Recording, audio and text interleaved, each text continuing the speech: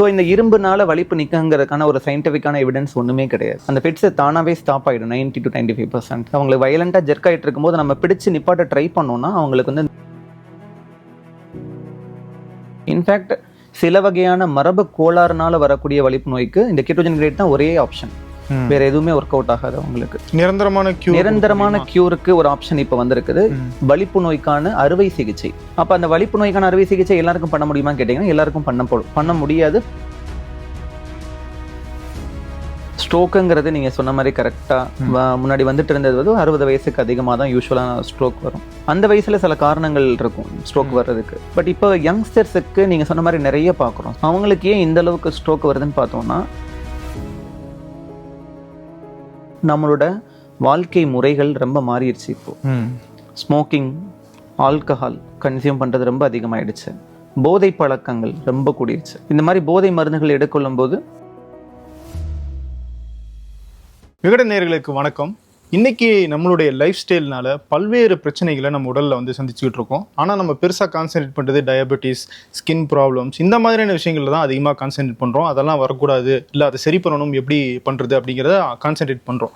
ஆனால் மறைமுகமாக இன்னொரு பிரச்சனையும் நம்ம உடம்புல நடந்துகிட்டு இருக்கு. இந்த லைஃப் ஸ்டைல் பிரச்சனைனால நரம்பு சார்ந்த பல்வேறு ப்ராப்ளம்ஸ், அதில் நம்ம பெருசாக கான்சன்ட்ரேட் பண்ணுறது கிடையாது, அல்லது அதில் பெருசாக நமக்கு விழிப்புணர்வும் கிடையாது. ஸோ நரம்பு சார்ந்து என்னென்ன பிரச்சனைகள் இருக்குது, அதை நம்ம எப்படி தடுக்கிறது, ஒருவேளை அந்த பிரச்சனைகள் வந்துச்சுன்னா அதுக்கு தீர்வு என்ன அப்படிங்கிறத பற்றி இன்றைக்கி நம்ம பேச போகிறோம். நம்மளோட அப்போலோ மருத்துவமனையுடைய நரம்பியல் மற்றும் வலிப்பு நோய் சிறப்பு நிபுணர் டாக்டர் எஸ் முத்துக்கனி அவர் இருக்கார். நம்ம அவரோட நிறைய விஷயங்கள் கேட்டு தெரிஞ்சுக்கலாம். சார் வணக்கம். சார் வணக்கம். சார் முதல்ல இது யாரையும் பயன்படுத்திடக்கூடாது அப்படிங்கிற முக்கியமான ஒரு செஷனாக தான் இதை நான் பார்க்குறேன். அவேர்னஸ் ஏற்படுத்தணும் அப்படிங்கிற ஒரு செஷனாக தான் இருக்கணும் இது. கண்டிப்பாக நிறைய நம்ம ஃபிட்ஸ்லேருந்து ஆரம்பிக்கலாம்னு நான் நினைக்கிறேன். சார் ஃபிட்ஸ் இப்போயுமே வந்து நிறைய பேருக்கு வரும்போது கையில் போய் இரும்பு கொடுக்குறாங்க. அது சரியான ஒரு மெத்தடா? ஏன் ஃபிட்ஸ் வருது? அது வந்தால் நம்ம வந்து என்ன மாதிரி முன்னெச்சரிக்கை நடவடிக்கை, முதல் உதவி செய்யணும்? சார் ஃபிட்ஸுங்கிறது வந்து நம்ம பிரெயினில் ஏற்படக்கூடிய ஒரு கரண்ட்னால வர்றது. நார்மலாகவே பிரெயினோட செல்களில் ஒரு மினிமலான ஒரு கரண்ட் போயிட்டே இருக்கும். எப்போ அந்த கரண்ட்டு அளவுக்கு அதிகமாக வருதோ அதுதான் நம்ம வந்து ஃபிட்ஸ்ன்னு சொல்கிறோம். அந்த ஃபிட்ஸ் எந்த இடத்துல ஆரம்பிக்குதுங்கிறத பொறுத்து நம்மளோட உடம்புல வரக்கூடிய சேஞ்சஸ் அதை பொறுத்து தான் இருக்கும். நம்ம படத்தில் பார்க்குற மாதிரி கை கால் வெட்டுற மாதிரி வரலாம். சில பேர் ஜஸ்ட் ஒரு பார்த்து ஸ்டன்னாகி நிற்கிற மாதிரி இருப்பாங்க, வாய் கொஞ்சம் சவைக்கிற மாதிரி அசைச்சிக்கிட்டே இருப்பாங்க, கன்ஃபியூஸ்டாக இருப்பாங்க, ஏதாவது மாற்றி மாற்றி உளறி கூட பேசுவாங்க. ஸோ இந்த மாதிரி ஒவ்வொரு வகை விதவிதமான ஒரு வேறுபாடுகளோட அந்த ஃபிட்ஸ் வந்து வெளிப்படலாம் நம்மளுக்கு. இது வந்து ஒரு லைஃப் ஸ்டைல் டிசீஸ் மாதிரியா, இல்லை எப்போ இது வந்து ட்ரிகர் ஆகும் சார்? இந்த ஃபிட்ஸ் அப்படிங்கிறது எப்போ வரும்? ஸோ ஃபிட்ஸுக்கான காரணங்கள் ஒவ்வொரு ஏஜுக்கும் ஒவ்வொரு மாதிரி இருக்கும். ஃபார் எக்ஸாம்பிள் இப்போ நம்ம நார்மலாக அடல்ட்ஸ் நம்மளை மாதிரியான இருக்கக்கூடிய ஆளுங்களை எடுத்துக்கிட்டோம் அப்படின்னா காமனான காரணங்கள் பார்த்தீங்கன்னா ஒரு ஆக்சிடென்ட் ஆகுது, நம்ம பிரெயினில் ஒரு டேமேஜ் ஆகுது, அதனால் ஃபிட்ஸ் ட்ரிகர் ஆகலாம். பிரெயினில் ஏதோ ஒரு இன்ஃபெக்ஷன் வருது, அதனால் வந்து ஃபிட்ஸ் ட்ரிகர் ஆகலாம். அல்லது பிரெயினில் ஸ்ட்ரோக் வருது, ஸ்ட்ரோக்குனால சில தழும்புகள் வரும், அதனால் வந்து ஃபிட்ஸ் ட்ரிகர் ஆகலாம். இதெல்லாம் காமனான காரணங்கள். இதே வயசானவங்களுக்கு எடுத்துக்கிட்டிங்கன்னா பிரெயினில் கட்டி வரலாம், கட்டினால அந்த ஃபிட்ஸ் வந்து ட்ரிகர் ஆகி வெளியில் வரலாம். ரொம்ப சின்ன குழந்தைங்களுக்கு எடுத்துக்கிட்டிங்கன்னா சின்ன குழந்தைங்களுக்கு வரக்கூடிய பிரெயின் இன்ஃபெக்ஷன் ஆகட்டும், அல்லது பிறவிலேயே நம்மளோட பிரெயின் டெவலப்மெண்ட்டில் சில ப்ராப்ளங்கள் இருந்து அதனால கூட ஃபிட்ஸ் வந்து தூண்டுதல் வரலாம். அதே மாதிரி ரொம்ப சின்ன குழந்தைங்கள், அதாவது ஒரு 6 மாதத்துலேருந்து 5 வயசு உள்ள குழந்தைங்களுக்கு அந்த பிரெயின் வந்து ஒரு இம்மெச்சூராக இருக்கும். அப்போ திடீர்னு ஒரு ஹை கிரேட் ஃபீவர் வரும்போது அந்த ஃபிட்ஸ் வந்து தூண்டுதலாகி வெளியில் வரும். அதுதான் நம்ம ஃபெப்ரைல் சீஷர் அல்லது காய்ச்சலினால் வரக்கூடிய வலிப்பு அப்படின்னு நம்ம சொல்கிறோம். இந்த ஃபிட்ஸ் அப்படிங்கிறது ஒரு தடவை வந்தால் அது லைஃப் டைமுக்கும் எப்போ வேணால் வருமா, இல்லை ஒரு தடவை வந்துட்டு சரியாகிறதும் இருக்கு? அது எந்த காரணத்தினால வருதுங்கிறத பொறுத்து. ஃபார் எக்ஸாம்பிள் இப்போ நம்மளுக்கு ஒரு ஸ்கார்னால வரக்கூடிய வலிப்பு அப்படின்னு எடுத்துக்கிட்டிங்கன்னா அதோட சான்சஸ் ரொம்ப நாள் இருக்கும். பட் யூஸ்வலாக நம்ம மாத்திரைகள் ஸ்டார்ட் பண்ணுறோம், ஒரு 2 வருடம் அவருக்கு வந்து வலிப்பு கம்ப்ளீட்டாக வரவே இல்லை அப்படின்னா நம்ம வலிப்புக்கான மருந்துகளை குறைச்சி நிப்பாடுறதுக்கான வாய்ப்புகள் உண்டு. இதுவே ஃபார் எக்ஸாம்பிள் சில பேருக்கு சோடியம் அளவு ரொம்ப குறைவாக இருக்குது, குளுக்கோஸ் அளவு ரொம்ப குறைவாக இருக்குது அப்படின்னா கூட ஃபிட்ஸ் வரலாம். அந்த மாதிரியான ஃபிட்ஸை வந்து யூஸ்வலாக திருப்பி ரெக்கர் ஆகாது அன்லஸ் அதே ப்ராப்ளம் திரும்பி வந்தாலே ஒழிய. ஸோ அந்த மாதிரியான கண்டிஷன்ஸுக்கு நம்மளுக்கு ரொம்ப நாள் மாத்திரைகள் தேவைப்படாது, அப்பயே நம்ம கொடுத்து ஸ்டாப் பண்ணிவிடுவோம். ஆமாம். இப்போ வந்து நம்ம வெளியே போய்கிட்டு இருக்கோம், திடீர்னு ஒருத்தருக்கு வந்து ஃபிட்ஸ் வந்து அவர் துடிக்கிறாரு அப்படின்னா மக்கள் என்ன முதல் உதவி ஃபஸ்ட்டு அவங்க செய்யணும்? சரி, நம்மளோட இந்த வலிப்புக்கான முதலுதவியை ஒரு 3 ஸ்டெப்பு மூலமாக ஈஸியாக நம்ம ஞாபகம் வச்சுக்கலாம். நம்ம இந்த வலிப்பு வரும்போது பண்ண வேண்டியதை விட பண்ணக்கூடாதவை என்னென்னங்கிறத நம்ம மெயினாக தெரிஞ்சுக்கணும். பட் இருந்தாலும் சிம்பிளான முதலுதவி நம்ம என்ன பண்ணலாங்கிறத நீங்கள் கேட்டிங்கன்னா அதை ஒரு 3 ஸ்டெப்பில் சொல்கிறேன் நான். ஃபர்ஸ்ட் வந்து ஸ்டே, அதாவது நம்ம பேஷண்ட் கூடயே இருக்கணும். பேஷண்ட்டுக்கு எப்போ ஃபிட்ஸ் வருதுங்கிறத டைம் நோட் பண்ணிக்கணும், தேவைப்பட்டால் ஹாஸ்பிட்டலுக்கு இன்ஃபார்ம் பண்ணணும். ரெண்டாவது ஸ்டெப்பு சேஃப், அதாவது பேஷண்ட்டை சேஃபாக வச்சுக்கணும். சில பேர் ரொம்ப டைட்டான ட்ரெஸ்ஸஸ் போட்டுக்கலாம், டைட்டான டையோ இல்லை டைட்டான பெல்ஸோ அந்த மாதிரி கட்டி ரொம்ப ஒரு மாதிரி சஃபகேஷன் ஆகலாம் அவங்களுக்கு. அப்போ அதெல்லாம் கொஞ்சம் ரிலாக்ஸ்டாக வைக்கணும். ரொம்ப ஷார்ப்பான ஆப்ஜெக்ட்ஸ் ஏதாவது பக்கத்தில் இருக்குன்னா அதெல்லாம் கொஞ்சம் தள்ளி வைக்கணும். நார்மலான கீழே படுக்க வச்சு அவங்கள படுக்க வச்சாலே போதும், எந்த ஒரு டிஸ்டர்பன்ஸ் இல்லாத மாதிரி யூஸ்வலாக ஃபிட்ஸ் ஸ்டாப் ஆகிடும். லாஸ்ட் ஸ்டெப் வந்து சைடு. ஒன்ஸ் அந்த ஃபிட்ஸ் ஃபுல்லாக ஜெர்க்காகி முடியும் போது அவங்களுக்கு ஆஸ்பிரேஷன் ஆகக்கூடிய டெண்டன்சி வந்து அதிகம். அதாவது நம்ம உமிழ்நீர் வந்து ஃபிட்ஸ் வரும்போது நிறைய செக்ரீட் ஆகும், அது வாயில தான் இருக்கும்.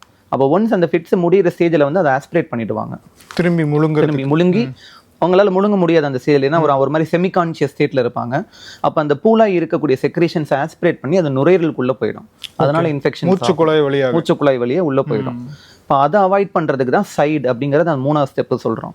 அதாவது அந்த ஃபிட்ஸ் வந்து முடிஞ்ச உடனே அவங்கள ஒரு சைடு படுக்க வச்சிடணும், வலது பக்கமோ அல்லது இடது பக்கமோ. ஒரு பக்கம் திருப்பி படுக்க வச்சோம்னா அந்த வாயில் கலெக்ட் ஆன அந்த உமிழ்நீர் வந்து அப்படி சைடில் வலிஞ்சு வெளியில் வந்துடும்.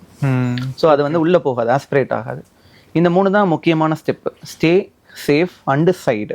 ஸோ இதை பண்ணாலே வந்து அவங்களுக்கு அந்த இடத்துலயே சரியாயிரும்னு சொல்றீங்களா? 90% to 95% வலிப்பு வந்து வித்தின் 1 or 2 minutes ஸ்டாப் ஆகிடும். நம்ம இமீடியட்டாக எங்கேயும் ரஷ் பண்ணுறதுக்கு தேவைப்படாது. பட் எப்போ நம்ம ஹாஸ்பிட்டல் போகணும், இப்போ நம்ம எல்லாமே ஃபிட்ஸ் வந்து சரியாயிடும்னு நினச்சோன்னா ஏன் நம்ம ஹாஸ்பிட்டல் கூட்டிகிட்டு போகணும்னு நினச்சோன்னா சில கண்டிஷன்ஸில் நம்ம இமீடியட்டாக ஹாஸ்பிட்டல் கூட்டிகிட்டு போகணும். எப்போ அப்படின்னா ஃபர்ஸ்ட் வந்து ஃபிட்ஸ் வந்து கண்டினியூஸாக வந்துட்டே இருக்கு. ஒரு தடவை வர ஃபிட்ஸ் 5 நிமிஷத்துக்கு மேலே கண்டினியூஸாக ஆகிட்டே இருக்கு. நான் சொன்னேன் இல்லையா, 90 to 95% 1 minute-குள்ள 1 or 2 minutes-குள்ள ஸ்டாப் ஆகிடும். அப்போ மீதி சில பேருக்கு வந்து கண்டினியூஸாக வரக்கூடிய ஃபிட்ஸ் வரும். அதை வந்து ஸ்டேட்டஸ் எபிலெப்டிகஸ் அப்படின்னு சொல்லுவோம். அதாவது நிற்காத ஒரு வலிப்பு. அந்த மாதிரி ஒரு 5 நிமிடத்துக்கும் அதிகமாக வலிப்பு வருது அப்படின்னா அவங்களை இமீடியட்டாக ஹாஸ்பிட்டலுக்கு ரஷ் பண்ணணும். ஏன்னா அதை வந்து நம்ம மெடிசன்ஸ் கொடுக்காம நிற்காது. செகண்ட், திரும்பி வலிப்பு வருது. ஃபர்ஸ்ட் வருது, 1 நிமிஷம் நின்றுது, திருப்பி ஒரு 1 or 2 minutes கழிச்சு திருப்பி வருது அப்படின்னா இந்த மாதிரி திருப்பி வரக்கூடிய வலிப்புக்கும் இமீடியட்டா ரஷ் பண்ணணும், இன்ஜெக்ஷன்ஸ் கொடுக்குற மாதிரி இருக்கும். 3வது, ஃபர்ஸ்ட் டைம் வலிப்பு வருது, எதனால வந்துச்சுன்னு தெரியல, அவங்களுக்கு நம்ம கண்டுபிடிக்கணும், நம்ம எதனால வந்துச்சுன்னு பார்த்தா தான் அதுக்கேற்ற மாதிரியான ட்ரீட்மெண்ட்ஸ் கொடுக்க முடியும். 4வது, பிரெக்னன்சி. பிரெக்னன்சியில் வந்து சில சீரியஸான காரணங்கள் உண்டு. மூளையில் ரத்த குழாய் உறைவில் அதாவது அடைப்பு ஏற்பட்டு அதனால கூட வந்து ஃபிட்ஸ் ஏற்படலாம். அல்லது ப்ரெஷர் ரொம்ப அதிகமாகி மூளையில் வீக்கங்கள் வந்து அதனால கூட வலிப்பு ஏற்படலாம். ஸோ இதெல்லாம் ஒரு சிக்கலான ஒரு ஸ்டேஜஸ். இந்த மாதிரி கண்டிஷன்ஸ் இருக்கிறவங்கள நம்ம இமீடியட்டாக ஹாஸ்பிட்டலுக்கு கூட்டிகிட்டு போகணும். ஓகே, இதெல்லாம் பண்ணக்கூடாது அப்படின்னு தவிர்க்க வேண்டிய விஷயங்கள் என்ன? அதுதான் ரொம்ப முக்கியம். ஏன்னா நான் சொன்ன மாதிரி அந்த 90 to 95% தானாகவே ஸ்டாப் ஆகிடும் ஃபிட்ஸ். அப்போ நம்ம பண்ணக்கூடாத விஷயங்கள் அல்லது நம்ம காமனாக பண்ணக்கூடிய தப்புகள் என்னங்கிறத நம்ம மெயினாக தெரிஞ்சுக்கணும். அப்போ நீங்கள் கரெக்டாக கேட்டீங்க இல்லையா, அதாவது ஃபிட்ஸ் வரும்போது ஒரு சாவி, சம்டைம்ஸ் பெரிய ராடு, சில பேர் அருவாள்லாம் கொடுக்குறவங்களெல்லாம் நான் பார்த்துருக்கேன். ஓகே, ஏதோ ஒரு இரும்பு கிடைக்கிற பக்கத்தில் ஒரு அருவாள் இருக்கு எடுத்து கொடுக்குறவங்கலாம் கூட இருக்காங்க. ஸோ இந்த இரும்புனால வலிப்பு நிற்குங்கிறதுக்கான ஒரு சயின்டிஃபிக்கான எவிடன்ஸ் ஒன்றுமே கிடையாது. நான் சொன்ன மாதிரி அந்த ஃபிட்ஸ் தானாகவே ஸ்டாப் ஆகிடும் 90 to 95%. அப்போ அவங்களுக்கு இந்த மாதிரி கொடுக்கக்கூடாது. அப்போ நீங்கள் ஒரு ஷார்ப்பான ஆப்ஜெக்ட்ஸ் அவங்க கையில் கொடுக்குறீங்க, இரும்பு ராடோ சம்திங் ஏதோ கொடுக்குறீங்கன்னா அவங்க அப்படி ஃபிட்ஸ் வந்துட்டு இருக்கும்போது அது போய் அவங்களே குத்திடும் அது. ஓகே. ஸோ அது வந்து ரொம்ப டேஞ்சரஸ். செகண்டு, நம்ம பிடிச்சு அந்த ஃபிட்ஸை நிப்பாட்ட ட்ரை பண்ணக்கூடாது. அவங்களுக்கு வயலண்டாக ஜெர்க் ஆகிட்டு இருக்கும்போது நம்ம பிடிச்சு நிப்பாட்ட ட்ரை பண்ணோம்னா அவங்களுக்கு வந்து இந்த ஷோல்டர் டிஸ்லொகேஷன்ஸ், ஜாயிண்ட் டிஸ்லொகேஷன்ஸ் அந்த மாதிரி வந்துடும். 3வது, சில பேர் ஃபிட்ஸ் வரும்போது நாக்க கடிப்பாங்க அப்படின்னு நினச்சிட்டு வாய்க்குள்ளே துணியை சொருகிறது அல்லது கையை உள்ள விடுறது, ஸ்பூனை விடுறது, இந்த மாதிரி பண்ணுவாங்க. இந்த மாதிரி எந்த வகையான ஒரு பொருளும் வாய்க்குள்ளே திணிக்கக்கூடாது. ஏன்னா நம்ம வாய்க்குள்ளே ஏதாவது ஒரு பொருளை வச்சோம்னா அது வாயை பிளாக் பண்ணிடும், நம்மளோட மூச்சுக்குழாயும் பிளாக் பண்ணிடும், அவரோட உயிருக்கே ஆபத்தான ஸ்டேஜில் கொண்டு போய் விட்டுரும் அது. ஸோ இந்த மாதிரியான விஷயங்கள் எதுவுமே பண்ணக்கூடாது. தண்ணி கொடுக்கக்கூடாது, அவங்க ஃபுல்லாக கான்சியஸ் ஆகிற வரைக்கும் நம்ம எதுவுமே கொடுக்கக்கூடாது. இப்போ உங்களுக்கு ஒரு டவுட் இருக்குது, ஃபார் எக்ஸாம்பிள் ஒரு காமனான சினாரியோ, ஒரு டயபெட்டிக் பேஷண்ட்டுக்கு ஃபிட்ஸ் வரலாம். அப்போ ஒரு முக்கியமான காரணம் லோ சுகர். அப்பையும் அவருக்கு கான்சியஸ்னஸ் வந்த பிறகுதான் நம்ம வாய் வலி எதுவும் கொடுக்க முடியும். சப்போஸ் லோ சுகராக இருந்தால் கூட நம்ம இன்ஜெக்ஷன்ஸை தான் கொடுக்கணுமே தவிர வாய் வலி எதுவும் கொடுக்கக்கூடாது அவங்க அன்கான்சியஸாக இருக்கும்போது.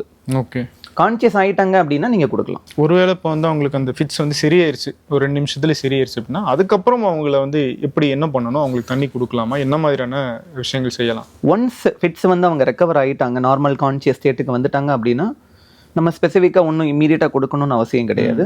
ஃபார் எக்ஸாம்பிள் அவங்க ஒரு நோன் வலிப்பு நோய் உள்ள ஒரு பேஷண்ட்டாக இருந்தாங்கன்னா அவங்க மாத்திரையை மிஸ் பண்ணிட்டாங்களாங்கிறத செக் பண்ணணும். ஏன்னா பெரும்பாலும் மாத்திரையை மிஸ் பண்ணும்போது தான் ஃபிட்ஸ் வரும். அப்படி மாத்திரையை மிஸ் பண்ணியிருந்தாங்கன்னா இமீடியட்டாக அவங்க கொடுக்க வேண்டிய மாத்திரையை நம்ம திருப்பி கொடுக்கணும்.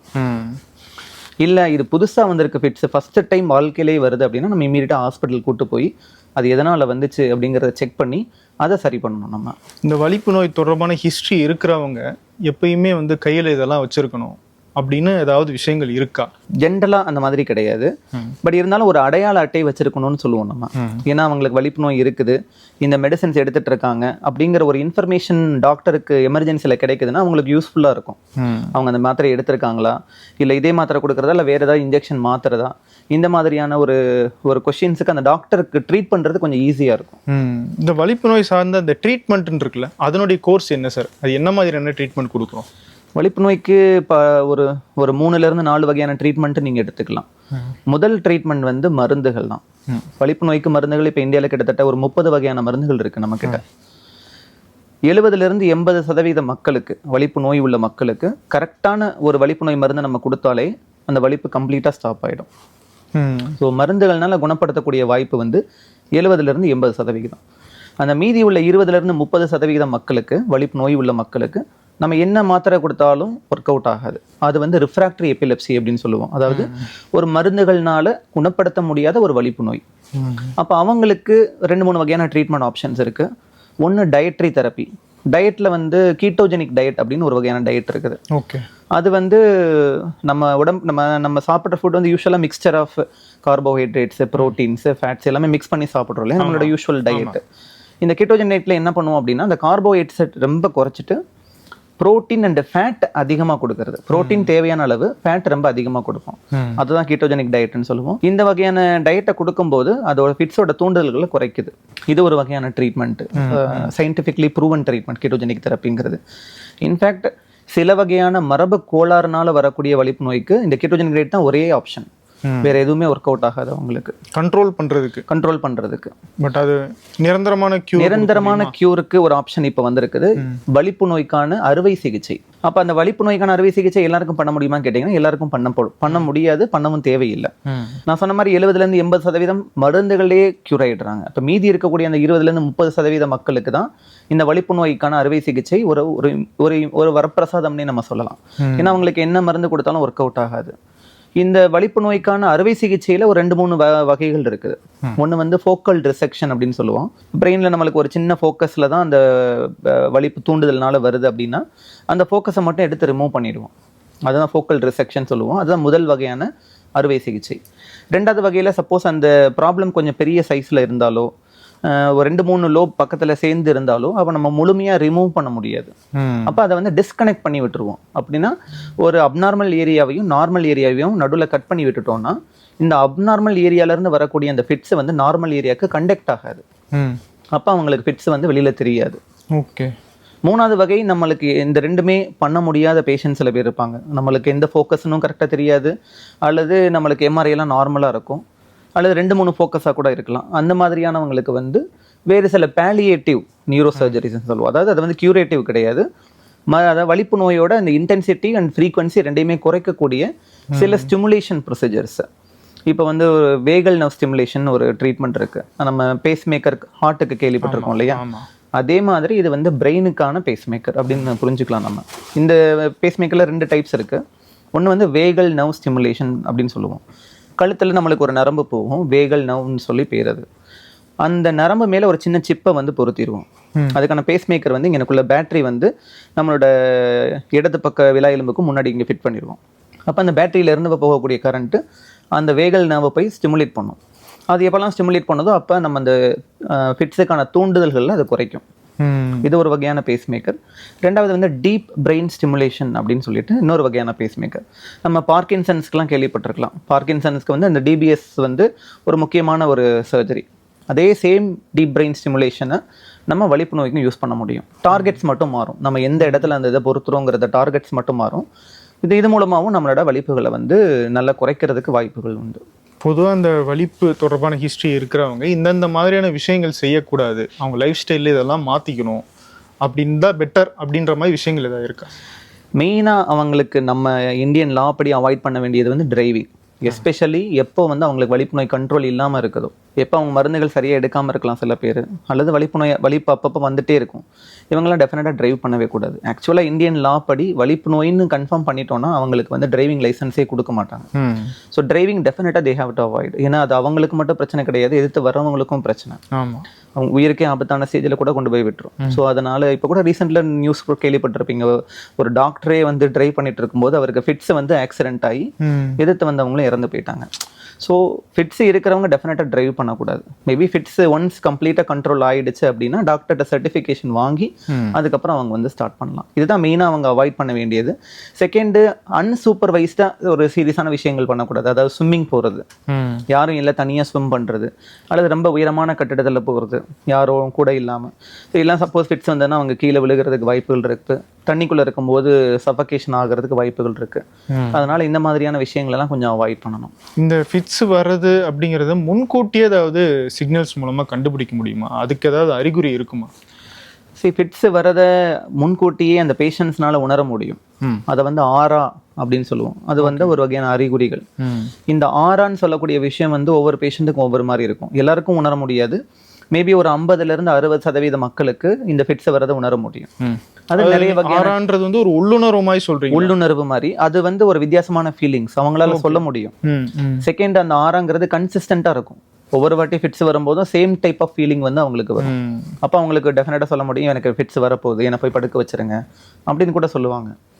அந்த ஆறா வந்து இப்போ நம்ம காமனாக வரக்கூடிய ஆறா என்னன்னு கேட்டிங்கன்னா வந்து வயிறுல இருந்து ஏதோ ஒன்று மேலே வர மாதிரி இருக்கு, எனக்கு பயமா இருக்கு, நெஞ்சு படபடப்பா இருக்குது, எனக்கு பழைய தாட்ஸ் எல்லாம் ஞாபகத்துக்கு வருது, திடீர்னு யோசிக்காமலே திடீர்னு பழைய தாட்ஸ் எல்லாம் எனக்கு ஞாபகத்துக்கு வருது, நான் எங்க இருக்கேன்னு எனக்கு புரியல, ஏதோ ஒரு புது இடத்துல இருக்கு, அவங்க வீட்டில தான் இருப்பாங்க பட் ஆனால் நான் ஏதோ ஒரு புது இடத்துல இருக்கிற மாதிரி இருக்குது, அல்லது ரொம்ப பழகின இடத்துல மாதிரி இருக்குது. இந்த மாதிரியான வித்தியாசமான ஃபீலிங்ஸ் வரலாம். இந்த மாதிரியான ஃபீலிங்ஸ் வந்துச்சுன்னா அவங்களால சொல்ல முடியும். சில பேருக்கு விஷுவல் சிக்னல்ஸ் கூட கிடைக்கும். ஏதோ ஒன்று கண்ணுக்கு முன்னாடி பால்ஸ், கலர் கலர் பால்ஸ் வர மாதிரி தெரியும். அது ஒரு சைட்ல இருந்து இன்னொரு சைடுக்கு மூவ் ஆகுற மாதிரி கூட இருக்கும். சில பேருக்கு சவுண்டு கேட்கும், யாரோ பேசுற மாதிரி சவுண்டு கேட்கும், அல்லது நமக்கு பேசுறதெல்லாம் சவுண்ட்ஸ் குறையும் அல்லது கூடும்.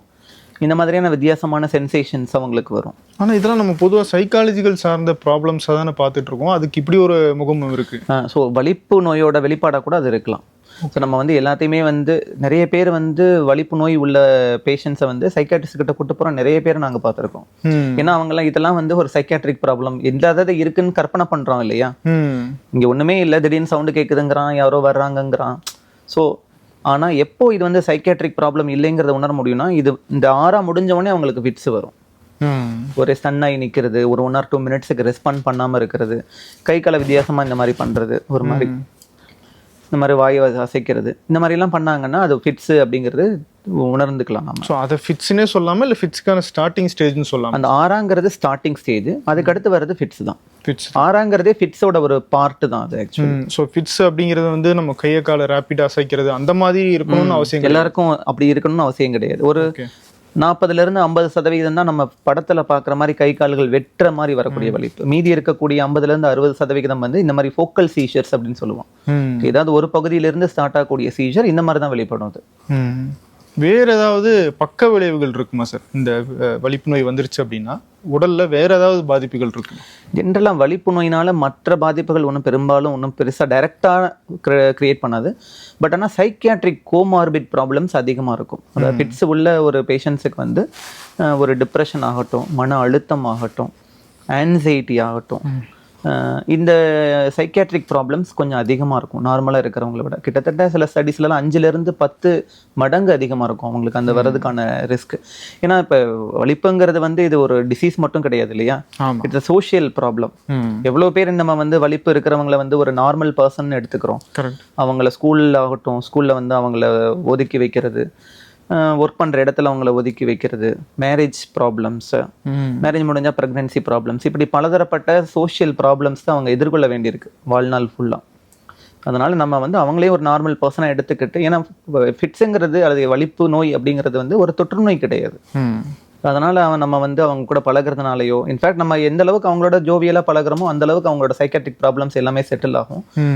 மனசு நிறைவாக இருக்கும்போது இந்த வலிப்பு வர்றதுக்கான டெண்டன்சியும் குறையும். அப்போ சிச்சுவேஷன் பேஸ்டாகவும் இது இன்டியூஸ் ஆகும்னு சொல்றீங்களா? கண்டிப்பாக. குறிப்பாக எந்த மாதிரியான சிச்சுவேஷன்? பயமா இல்லை ஒரு சண்டை போகிற மாதிரியான சிச்சுவேஷனா? டைரெக்டாக அப்படி கிடையாது.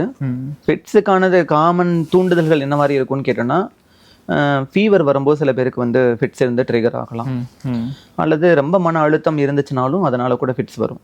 பட் இப்போ ஓவர் மன அழுத்தத்தில் இருக்கக்கூடியவங்களுக்கு வந்து வரக்கூடிய எல்லாமே ஃபிட்ஸ்ன்னு சொல்ல முடியாது. அதை வந்து சூடோ ஃபிட்ஸ்ன்னு கூட ஒன்று சொல்லுவோம். ஃபிட்ஸ் மாதிரி இருக்கும், பட் ஆனால் அது ஆக்சுவல் ஃபிட்ஸ் கிடையாது. ஸோ நம்மளுக்கு எப்போ அந்த மாதிரி டவுட் இருக்குதோ ஒரு நல்ல ஒரு நரம்பியல் நிபுணரோட நம்ம கன்சல்ட் பண்ணோம்னா அவங்க கரெக்டாக சொல்லிடுவாங்க. இது நார்மலான, அதாவது ஒரு வலிப்பு நோய் உள்ளவங்களுக்கு வரக்கூடிய ஃபிட்ஸா, இது மன அழுத்தத்தினால வரக்கூடிய ஒரு சூடோ ஃபிட்ஸா அப்படிங்கிறத அவங்க தெளிவுபடுத்தி சொல்லிடுவாங்க. அதுக்கேற்ற மாதிரி நம்ம மெடிசன்ஸ் எடுத்தோம்னா இது செட்டில் ஆகிடும். இப்போ குழந்தைகளும் சரி, இன்னும் நிறைய பேரும் சரி, ஏதோ ஒரு சண்டை நடக்கிற சுச்சுவேஷன், ஏதாவது அதிர்ச்சிகரமாக நடக்கிற சுச்சுவேஷனில் எதுவுமே ரியாக்ட் பண்ணாமல் அப்படியே நிற்பாங்க, ஒரு மாதிரி ஷாக் ஆகி நிற்பாங்க. ஸோ அதை வந்து நம்ம இந்த ஃபிட்ஸோட அது ரிலேட்டடான விஷயங்களோட நம்ம தொடர்பு படுத்த முடியுமா? ஜென்ரலாக அது வந்து ஃபிட்ஸாக இருக்க வாய்ப்புகள் குறைவு. அது வந்து ஒரு எமோஷனல் ஷாக்னால வரக்கூடிய ஒரு எபிசோட் மாதிரி தான் மோஸ்ட்லி இருக்கும். அந்த ஒரு அழுத்தத்தை தாங்க முடியாமல் அவங்க ரியாக்ட் பண்ணுவாங்க. சில பேர் ஸ்டன் ஆகி நிற்கலாம், சில பேர் மயங்கி விழுகலாம். ஸோ அது வந்து ஒரு எமோஷனல் ஷாக்னால வரக்கூடிய ஒரு ரியாக்ஷனை தவிர அது ஃபிட்ஸாக இருக்க வாய்ப்புகள் ரொம்ப குறைவு. இந்த வலிப்பு நோய் வந்தவங்க தொடர்ந்து மருத்துவம் எடுத்துக்கிறவங்க அவங்களுடைய வாழ்க்கை எப்படி மாறி இருக்கு, அவங்களுக்கு என்ன மாதிரியான பாசிட்டிவிட்டி நீங்கள் கொடுக்க முடியும்? வலிப்பு நோயை நம்ம வந்து ஈஸியாக கட்டுப்படுத்த முடியும். இப்போ வலிப்பு நோய்க்கு வந்து நிறைய மருந்துகள் இருக்குது. ஈவன் மருந்துகள்னால கட்டுப்படுத்த முடியாத வலிப்பு நோய் கூட நம்மளுக்கு வந்து ஆப்ரேஷன் வரைக்கும் இப்போ டெவலப் ஆகிருக்குது. இப்போ நாங்கள் அப்போலோ ஹாஸ்பிட்டல்ஸில் நிறைய சர்ஜரிஸ் பண்ணுறோம் வலிப்பு நோய்க்கு. ஸோ நம்மளுக்கு இப்போ நிறைய டோர்ஸ் இருக்குது, நிறைய வகையான ட்ரீட்மெண்ட்ஸ் இருக்குது. அதனால் நம்மளுக்கு வலிப்பு வந்துருச்சே அப்படிங்கிறது பட்டு கவலைப்படாமல் கரெக்டான மருந்துகள் எடுத்துக்கிட்டாலே நம்மளால் அதை குணப்படுத்த முடியும். அப்படியும் அதாவது மருந்துகள்னால கட்டுப்படுத்த முடியலைங்கிறவங்களுக்கு வலிப்பு நோய்க்கான சர்ஜரிங்கிறது ஒரு ஆப்ஷனும் இருக்குது. அதனால் நம்ம இதை பற்றியும் கவலைப்படாமல் நம்மளோட லைஃப்பில் நம்ம பாசிட்டிவாக இருந்தோம்னா டெஃபினட்டாக இந்த நோயை ஈஸியாக கண்ட்ரோல் பண்ணிடலாம் நம்மளால். இப்போ அடுத்து இந்த பிரெயின் ரிலேட்டடாக இன்னொரு பிரச்சனைனா ஸ்ட்ரோக். இப்போ வந்து நிறைய பேர் நம்ம நியூஸில் பார்க்குறோம், ஜிம் பண்ணிக்கிட்டு இருக்கும்போது அப்படியே வந்து விழுந்து ஒரு மாதிரி பேரலிசிஸ் வந்துடுதுன்னு சொல்கிறாங்க. நிறைய யங்ஸ்டர்ஸுக்கு இப்போ தெரியுது. முன்னாடிலாம் வந்து வயசானவங்க ஸ்ட்ரோக் வந்துருச்சு, ஒரு பக்கம் வந்து கை காலில் வந்து அவங்களுக்கு விளங்காமல் போயிடுச்சு அப்படிங்கிற செய்தி தான் பார்ப்போம். ஏன் இப்போ வந்து அது யங்ஸ் ஏஜ்லேருந்தே வருது? இதுக்கு காரணம் என்ன சார்? ஸ்ட்ரோக்குங்கிறது நீங்கள் சொன்ன மாதிரி கரெக்டாக யூஸ்வலாக முன்னாடி வந்துட்டு இருந்தது வந்து 60 வயசுக்கு அதிகமாக தான் யூஸ்வலான ஸ்ட்ரோக் வரும். அந்த வயசில் சில காரணங்கள் இருக்கும் ஸ்ட்ரோக் வர்றதுக்கு. அதாவது பிளட் ப்ரெஷர் ஆகட்டும், டயபெட்டிஸ் ஆகட்டும், இந்த மாதிரியான காரணங்கள்னால தான் யூஸ்வலாக வயசானவங்களுக்கு ஃபிட்ஸ் வரும். இதய பிரச்சனைகள் இது மாதிரி இருக்கிறவங்களுக்கு, வயசானவங்களுக்கு ஸ்ட்ரோக் வருது. பட் இப்போ யங்ஸ்டர்ஸுக்கு நீங்கள் சொன்ன மாதிரி நிறைய பார்க்குறோம் ஸ்ட்ரோக்ஸு. அவங்களுக்கு ஏன் இந்த அளவுக்கு ஸ்ட்ரோக் வருதுன்னு பார்த்தோம்னா, நம்மளோட வாழ்க்கை முறைகள் ரொம்ப மாறிடுச்சு. இப்போது ஸ்மோக்கிங், எவ்வளோ பேர் ஸ்மோக் பண்ணுறாங்க, bidi, cigarette, smoking, alcohol consume பண்ணுறது ரொம்ப அதிகமாகிடுச்சு. போதை பழக்கங்கள் ரொம்ப கூடிருச்சு. ஒபிசிட்டி, இப்போ இருக்கிற யங்ஸ்டர்ஸு எக்ஸசைஸ் பண்ணுறவங்க ரொம்ப குறைவு. அப்போ ஒழுங்காக எக்ஸசைஸ் பண்ணாமல் நிறைய சாப்பிட்டுட்டு உட்காந்த இடத்துலையே வேலையோ படிப்போ அந்த மாதிரி தான் போயிட்டுருக்கு. அப்போ ஒபிசிட்டி டெவலப் ஆக கொலஸ்ட்ரால் கூடும். கொலஸ்ட்ரால்னால நம்மளுக்கு ஸ்ட்ரோக் வரும். ஓவர் ஸ்ட்ரெஸ்ஸு, எல்லாத்துக்கும் ஸ்ட்ரெஸ், எதுக்கு எடுத்தாலும் ஸ்ட்ரெஸ்ஸு, தூக்கமின்மை, சரியாக தூங்குறதே கிடையாது. ஸோ இதெல்லாம் வந்து நம்மளோட பிரெயினில் வந்து ஒரு பேட் ஹார்மோன்ஸ் அதிகப்படுத்திகிட்டே இருக்கும். அதாவது ஸ்ட்ரெஸ் ஹார்மோன்ஸ் அப்படின்னு சொல்லுவோம். அது வந்து கார்டிசால், அட்ரினலின் அப்படிங்கிறதுலாம் ஸ்ட்ரெஸ் ஹார்மோன்ஸ். நம்ம எந்த அளவுக்கு ஸ்ட்ரெஸ்ஃபுல்லாக இருக்கோம் நம்ம லைஃப்லனா அந்த அளவுக்கு அந்த பேட் ஹார்மோன்ஸ் அதிகமாகி அதனால ரத்த குழாய் அடைப்புகள் ரொம்ப ஃபாஸ்ட்டாக நடக்கும்.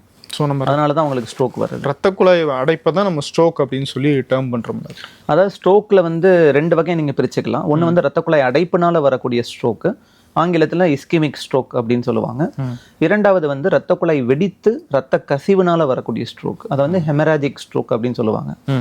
இது 2 தான் மேஜர் டைப்ஸ். ஸோ இந்த ஸ்ட்ரோக்ஸ்ன்னு வந்துச்சுன்னா அதனுடைய விளைவு உடல்ல எப்படி வெளிப்படும் சார்? நம்ம வந்து இதை வந்து நீங்கள் ஸ்ட்ரோக்கோட அறிகுறிகள் என்ன மாதிரி இருக்கும், அதாவது மக்கள் எதை வந்துச்சுன்னா அது ஸ்ட்ரோக்காக இருக்கும் அப்படிங்கிறத கூட நம்ம அந்த மாதிரி கூட நம்ம டிஸ்கஸ் பண்ணிக்கலாம். இதை வந்து நம்ம ஈஸியாக ஞாபகம் வச்சுக்கிறதுக்கு ஒரு நிமோனிக் ஒன்று இருக்குது, B fast, BEFAST, B fast. பிங்கிறது பேலன்ஸ். நார்மலாக இருக்கும், திடீர்னு நம்மளால பேலன்ஸ் பண்ண முடியல, நேரம் நடக்க முடியல, நடக்கும்போது ஏதோ ஒரு பக்கம் தள்ளுற மாதிரி இருக்கு. என்ன இ ஃபார் ஐ, நல்லா நார்மலாக இருந்தேன், கண்ணு திடீர்னு எனக்கு பாதி விஷன் தெரிய மாட்டேங்குது, நேராக பார்த்தா ஒரு ஹாஃப் தெரியுது, ஒரு ஹாஃப் தெரிய மாட்டேங்குது. இது ஐ சிம்டம்ஸ். எஃப் ஃபேஷியல் அப்பியரன்ஸ், திடீர்னு பார்த்தா என்னோட வாய் ஒரு பக்கமாக கோணுது அல்லது ஒரு பக்கமாக இறங்குது, facial deviation. Okay. A for arm weakness, கை பார்த்தா என்னால் திடீர்னு பிடிக்க முடியல, பட்டன் போட முடியல, சாதத்தை பிசைய முடியல. இந்த கை யூஸ் பண்ற மாதிரி இந்த கை எனக்கு வர மாட்டேங்குது. எஸ்பெஷலி ஒரு சைடு, 2 சைடும் வரலாம், பட் எஸ்பெஷலி ஒரு சைடு வரது டெஃபினட்டா பாசிபிலிட்டி ஸ்ட்ரோக்கா இருக்கிறதுக்கான சான்சஸ் அதிகம். எஸ் ஃபார் ஸ்பீச், பேச்சு கிளாரிட்டி இல்லை. நீங்க என்ன பேசுறீங்கிறது எனக்கு புரிய மாட்டேங்குது, என்னால புரிஞ்சுக்கவும் முடியல, அதே நேரத்தில் என்னால் கிளியராக பேசவும் முடியல, வார்த்தைகள் குளறி குளறி வருது. ஸோ இந்த மாதிரியான ஸ்பீச் ப்ராப்ளம் திடீர்னு வருது. ஸ்ட்ரோக்குங்கிறது சடன். இது வந்து ஒரு சில நாட்களோ இல்லை சில மணி நேரங்களோ அந்த மாதிரி இருக்காது. சடனாக நார்மலாக இருக்கிற பர்சன் திடீர்னு இந்த பிரச்சனைகளோட வராரு பாருங்க, அதுதான் நம்ம ஸ்ட்ரோக்குன்னு சொல்கிறோம். ஓகே, ஸ்ட்ரோக்குக்கான ஒரு லிட்டரல் மீனிங்கே it's a hit by the God's hand. கடவுள் அவரோட கையை வச்சு அடிச்சா எப்படி இருக்கும் சடனா, அதுதான் ஸ்ட்ரோக். திடீர்னு சடனா இந்த மாதிரி சிம்டம்ஸ் வரதை நம்ம ஸ்ட்ரோக்னு சொல்றோம். டி வந்து டைம் டு ரீச் ஹாஸ்பிட்டல். நம்ம டைம் எப்போ ஆரம்பிக்குதுன்னு சிம்டம்ஸ் நோட் பண்ணிக்கணும். ஏன்னா இங்கே தான் நம்ம அந்த கோல்டன் ஹவருங்கிறத நீங்க கேள்விப்பட்டிருப்பீங்க. ஹார்ட் அட்டாக் கோல்டன் ஹவருங்கிறது எல்லாருக்குமே ஓரளவுக்கு தெரியும்னு நினைக்கிறேன். ஹார்ட் அட்டாக் வருது, நெஞ்சு வலினா நம்ம உடனே ஹாஸ்பிட்டலுக்கு ஓடுறோம் இல்லையா. பட் ஆனால் ஸ்ட்ரோக்குங்கிறது இட்ஸ் அ பெயின்லெஸ் கண்டிஷன். அதனால நிறைய பேர் என்ன நினைக்கிறாங்க, இது லோ சுகர்னால இருக்கும், எனக்கு பிபி கூடிருச்சு அதனால தலை சுத்துற மாதிரி இருக்குது, பிபி குறைஞ்சா சரியாயிடும். இப்படி எல்லாரும் ஆளுக்கு ஒரு காரணத்தை சொல்லிட்டு ஹாஸ்பிட்டல் போக மாட்டாங்க. நம்ம ஸ்ட்ரோக் வந்துட்டோன்னா கூட ஹாஸ்பிட்டலுக்கு அந்த கோல்டன் ஹவருக்கு உள்ள போயிட்டோம்னா நம்மளால சில மருந்துகள் கொடுத்து அந்த ஸ்ட்ரோக்கை கரைக்க முடியும், அந்த ரத்த குழாய் அடைப்புகளை கரைக்க முடியும். ரத்த குழாய்க்குள்ளேயே உள்ள போய் அந்த ரத்த குழாய் அடைப்புகளை எடுத்துட்டு வர அளவுக்கு இன்னைக்கு டெக்னாலஜி இம்ப்ரூவ் ஆயிருக்கு நம்மளுக்கு. இப்போ நீங்க சொன்ன இந்த சிம்டம்ஸ் எல்லாம் வந்துச்சுன்னா அதிகபட்சம் எவ்வளவு நேரத்துக்குள்ள அவங்க ஹாஸ்பிட்டல் போகணும் சார்? இந்த கோல்டன் ஹவருங்கிறது வந்து இந்த இஸ்கிமிக் ஸ்ட்ரோக்ல தான் பொருந்தும். ரத்த குழாய் அடைப்புகள்னால வரக்கூடிய ஸ்ட்ரோக் யூஸ்வலா டைம் வந்து 4.5 to 6 hours. அந்த ரத்த குழாய் அடைப்புகளை மருந்து மூலமா கரைக்கிறது 4.5 hours. ரத்த குழாய்க்குள்ளேயே போயிட்டு அந்த ரத்த குழாய் கட்டி எடுத்துட்டு வர்றதுக்கு 6 hours. ஸோ ரஃபா நீங்க 4.5 hours to 6 hours. பட் எவ்வளவு சீக்கிரம் ஹாஸ்பிட்டலுக்கு போறோமோ அவ்வளவு சீக்கிரம் அது நல்லது. ஏன்னா லேட்டாக ஒவ்வொரு நிமிடத்துக்கும் பல லட்சம் நியூரான்ஸ் பிரெயின்ல டெத் ஆகிக்கிட்டே இருக்கும் ஸ்ட்ரோக்னால. ஒன்ஸ் அது டெத் ஆயிடுச்சுன்னா நம்ம அது என்ன பண்ணாலும் அதை ரிவைவ் பண்றது கஷ்டம். அதனால எவ்வளோக்கு எவ்வளோ ஃபாஸ்டா இந்த ஸ்ட்ரோக் கேப்பபிள் ஹாஸ்பிட்டலுக்கு போகணும். எல்லா ஹாஸ்பிட்டலையும் நம்மளுக்கு இந்த வகையான ட்ரீட்மெண்ட்ஸ் இருக்குமான்னு கேட்டிங்கன்னா கிடையாது. ஸோ ஸ்ட்ரோக் கேப்பபிள் ஹாஸ்பிட்டலுக்கு எந்த அளவுக்கு ஃபாஸ்ட்டாக நம்மளால போக முடியுமோ போனோம்னா நம்மளுக்கு இந்த வகையான மருந்துகளோ அந்த மெக்கானிக்கல் த்ராம்பெக்டமின்னு சொல்லிட்டு அந்த உள்ள போய் ரத்த குழாயோட அடைப்பை ரிமூவ் பண்றதுக்கான டெக்னிக்ஸ், இது உள்ள ஹாஸ்பிட்டல் போயிட்டோம்னா நம்ம டெஃபினட்டா நம்ம இமீடியட்டா அவங்கள பெட்டராக்க முடியும். இப்போ அந்த பி ஃபாஸ்ட்னு சொன்னீங்க, சில சிம்டம்ஸ் இதெல்லாம் வந்தா ஸ்ட்ரோக் அப்படின்னு சொல்லி, அது வந்ததுக்கு பிறகு இல்லையா? கரெக்ட். வர்றதுக்கு முன்னாடி இந்த மாதிரியான அறிகுறிகள்லாம் இவங்களுக்கு ஸ்ட்ரோக் வர வாய்ப்பு இருக்கு, இதெல்லாம் தெரிஞ்சா உங்களுக்கு ஸ்ட்ரோக் வர வாய்ப்பு இருக்குன்னு ஏதாவது சொல்ல முடியும்? அதாவது இந்த சிம்டம்ஸே டெவலப் ஆகுறதுக்கு முன்னாடி நம்மளால கிளியர் கட்டா சொல்ல முடியாது. பட் அவங்களோட ரிஸ்க் கேட்டகரி என்னவா இருக்குங்கிறத நம்மளால சொல்ல முடியும். இப்போ ஃபார் எக்ஸாம்பிள் நம்மளுக்கு வந்து டயபெட்டிஸ் இருக்கா, பிளட் ப்ரெஷர் இருக்கா, ஸ்மோக் பண்ணுறோமா, ரொம்ப ட்ரிங்க்ஸ் பண்ணுறோமா, நம்மளோட வெயிட் ரொம்ப அதிகமாக இருக்குதா. ஸோ இந்த மாதிரியான சில கிளினிக்கல் ஃபீச்சர்ஸை பேஸ் பண்ணி ஒவ்வொருத்தரோட ரிஸ்க்கை நம்மளால ப்ரெடிக்ட் பண்ண முடியும். உங்களுக்கு வந்து இன்னும் 10% ரிஸ்க் இருக்குது ஸ்ட்ரோக் வர்றதுக்கு, 20% ரிஸ்க் இருக்குது, நீங்கள் கேர்ஃபுல்லாக இருந்துக்கணும். இந்த மாதிரியான அறிகுறிகள் வந்தால் இமீடியட்டாக நீங்கள் ஹாஸ்பிட்டல் இமீடியட்டாக போகணும் அப்படிங்கிற மாதிரி நம்மளால கணிச்சு சொல்ல முடியும். ஸ்ட்ரோக் வரும்போது கம்ப்ளீட் க்யூர் கிடைக்குமா சார் அதுக்கான ட்ரீட்மெண்ட்ல? ஸ்ட்ரோக்ல கம்ப்ளீட் க்யூர் பாசிபிள். நீங்கள் அந்த டைம் விண்டோக்குள்ளே போகிறீங்க, நம்ம கொடுக்குற ட்ரீட்மெண்ட்ஸில் அந்த ரத்த குழாய் அடைப்புகள் முழுமையாக கரைஞ்சிருச்சு அல்லது முழுமையாக நம்ம எடுத்துட்டோம் அப்படின்னா முழுமையான ஒரு க்யூருக்கு பாசிபிலிட்டி இருக்குது. பட் அது எல்லாருக்கும் கிடைக்கும்னு சொல்ல முடியாது. ஏன்னா நம்ம வெயிட் பண்ணுற ஒவ்வொரு நிமிடமும் நம்மளுக்கு அந்த நரம்பு செல்கள் செத்துக்கிட்டே இருக்க போகுது. அப்போ அதிகமாக நம்மளுக்கு டைம் வேஸ்ட் ஆகும்போது ஒன்ஸ் அது ரொம்ப பெருசாயிருச்சுன்னா அதுலேருந்து ஃபுல் ரெக்கவரி நம்மளுக்கு கிடைக்காது. But maximum recovery possible. Migraine headache வந்து யூஸ்வலாக வந்து ஜெனட்டிக் காரணம் தான் அதோட மெயின் ரீசன். நம்மளோட ஜீன்ஸ்ல சில டெண்டன்சி இருக்கும் மைக்ரேன் ஹெட்டேக் வர்றதுக்கு. பட் அதோட ட்ரிகர்ஸ் அப்படின்னு பார்த்தீங்கன்னா வெயில் அலைஞ்சோன்னா மைக்ரேன் இருக்கிறவங்களுக்கு ஹெட்டேக் டெஃபினட்டாக வந்துடும். எல்லாத்தையும் ஒரு லிமிட்டுக்குள்ளே வச்சிருக்கும் போது நம்மளுக்கு எந்த ஒரு ப்ராப்ளமும் கிரியேட் பண்ண போகிறதில்ல. இப்போ மொபைல் அடிக்ஷன் இடைவேளையே இல்லாமல் பார்த்துக்கிட்டே இருக்காங்க அப்படிங்கிறப்ப டெஃபினட்டாக பிரெயின் டயர்ட் ஆகிடும். தூக்கம் சரியாக வராது அவங்களுக்கு. ஏன்னா நம்ம தூங்குறதுக்கு பிரெயினில் நம்மளுக்கு முதுகு எலும்புகள் வந்து ஒன்றும் கீழே ஒன்றா அடுக்காக இருக்கும். அது ஒவ்வொரு 2 எலும்புக்கு நடுவில் ஒரு சின்ன டிஸ்க் இருக்கும். இப்போ இந்த மாதிரி உட்கார்ந்தே வேலை பார்க்குறவங்களுக்கு அல்லது ஃப்ரீக்வெண்ட் பைக் ட்ராவலர்ஸ், நம்ம மேடில் ஏறி இறங்கி வண்டி ஓட்டுறாங்க இல்லையா.